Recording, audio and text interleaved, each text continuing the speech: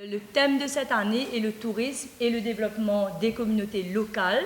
Donc, plus précisément, comment le tourisme et les habitants, les locaux, interagissent un petit peu et travaillent ensemble de concert. La messe aura lieu cette année à la Vallée de Ferney, le jeudi 25 septembre à 13 h. Et vous aurez l'occasion de revoir un petit peu ceux qui ont témoigné à travers Anastasia et ceux qui ont participé un petit peu parce que nous avons fait tout un travail de terrain. À un moment où, si vous voulez, le tourisme n'avait pas bonne presse dans les hommes de religion. Vous savez pourquoi on dit tourisme, baisse de la moralité, marche tout nu sur la plage, vous savez. Le tourisme avait un impact très fort sur les familles. Parce que les femmes qui travaillent dans le tourisme, surtout les femmes, étaient obligées de travailler à des heures où ce n'était pas possible pour elles d'être à la maison. Donc ça crée des conflits avec leur famille et quelquefois leur conjoint.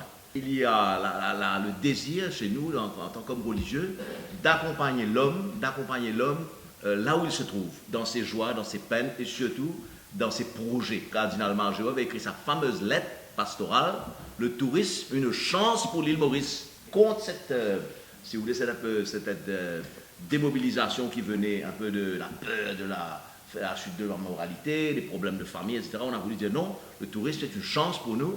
Nous avons à accompagner les personnes qui travaillent dans le tourisme, à les aider et peu à peu, évidemment, on a intégré aussi les autres religions à venir participer avec nous dans cette célébration. Comment le tourisme a un impact sur la communauté locale.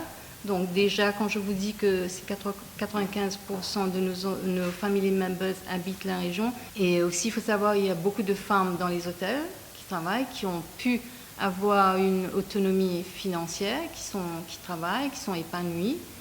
Donc au sein de nos hôtels, nous avons un programme qui s'appelle Green Attitude Programme. Nous avons une charte de l'environnement, nous avons des Green Ambassadors qui sont désignés au sein de notre personnel. Nous finançons aussi des projets dans les villages. Ce n'est pas juste donner des sous, signer un chèque et donner des sous. Nous participons avec nos family members et la communauté et les ONG qui œuvrent dans ce sens-là.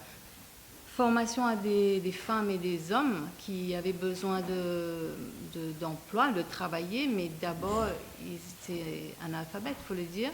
Et donc, nous avons d'abord eu un projet de cours d'alphabétisation. Donc, on s'est focalisé un petit peu sur différents métiers de la côte qu'on a tendance à oublier, mais qui sont liés directement au tourisme.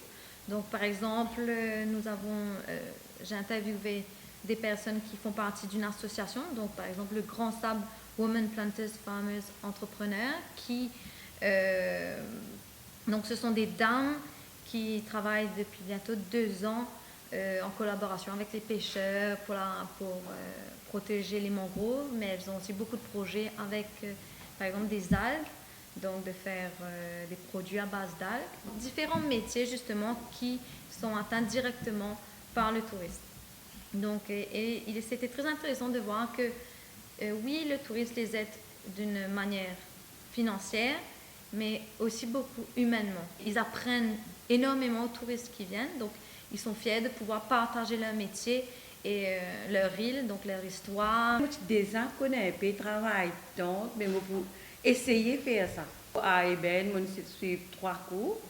Le moment de produit même, pour faire un moment de produit plus joli et plus représenté. Je dis mon travail avec une fierté. Et que vous montrer 3 personnes qui aident moi pour capable faire ce travail-là.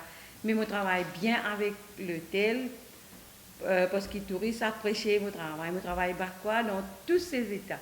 Toutes les choses qui sont capables de faire avec Bakwa, je suis capable de faire. Mais c'est grâce à les touristes qu'ils ont dit, moi là, je suis capable de dire.